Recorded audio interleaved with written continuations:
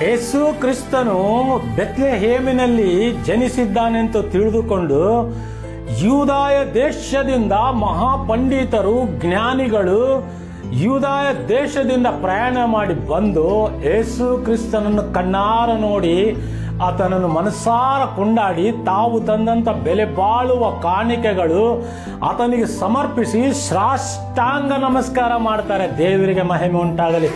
ಇದು ನಿಜವಾದ ಕ್ರಿಸ್ಮಸ್ಸು. ನಿಜವಾದ ರಕ್ಷಕನನ್ನು ಕಂಡುಕೊಂಡು ನಿಜವಾದಂಥ ರಕ್ಷಕನು ನಮಗಾಗಿ ಹುಟ್ಟಿದ್ದಾನಂತ ತಿಳಿದುಕೊಳ್ಳುವುದೇ ನಿಜವಾದ ಕ್ರಿಸ್ಮಸ್.